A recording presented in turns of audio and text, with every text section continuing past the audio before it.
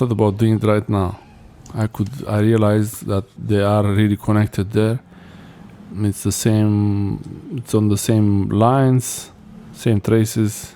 So I soldered here 3 capacitors. It's already done.